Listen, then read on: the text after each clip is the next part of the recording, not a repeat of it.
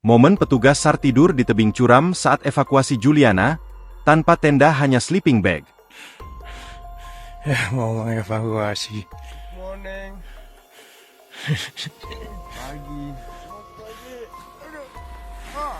Jenazah WNA Brasil Juliana Marins jatuh di lereng puncak Gunung Rinjani dievakuasi dari jurang kedalaman 600 meter, Rabu, 25 Juni 2025. Pendaki yang dilaporkan jatuh pada Sabtu, 21 Juni 2025, pagi pukul 6.30 WITA ini akan diautopsi terlebih dulu sebelum dipulangkan ke Brasil.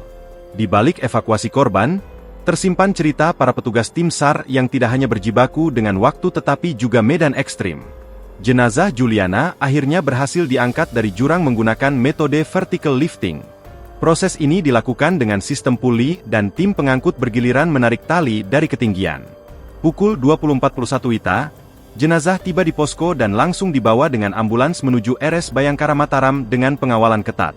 Jenazah tiba pukul 22.44 WITA. Juliana terjatuh di jurang curam kawasan Cemara Nunggal, jalur menuju puncak Rinjani. Lokasinya berada di ketinggian 9.000 kaki, atau sekitar 2.743 meter di atas permukaan laut. Medan tempat korban jatuh adalah tebing terjal dengan kedalaman lebih dari 600 meter. Lokasinya benar-benar sulit dijangkau dan tidak memungkinkan dilakukan evakuasi biasa, ujar Shafii dalam konferensi pers, Selasa, 24 Juni 2025. Tim SAR memerlukan waktu 8 jam, hanya untuk mencapai titik awal pencarian dari pos Sembalun. Perjalanan menempuh tebing berbatu, semak belukar, dan jalur licin akibat hujan yang mengguyur kawasan pegunungan selama 2 hari berturut-turut.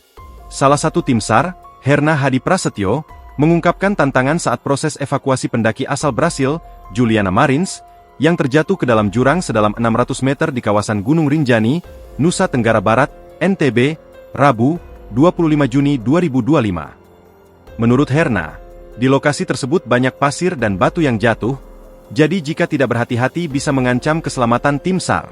Hal itu disampaikannya dalam acara Sapa Indonesia Pagi di Kompas TV, Kamis, 26 Juni 2025.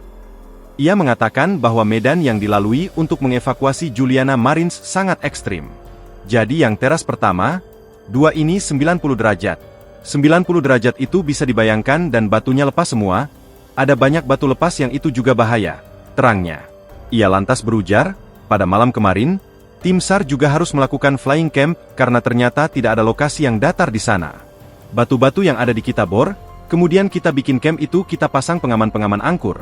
Jadi kita tidur yang mungkin di drone itu kita kira ada lokasi flat, datar, ternyata semuanya miring dan batu lepasan sehingga kita tidur itu tidak menggunakan tenda, ujarnya.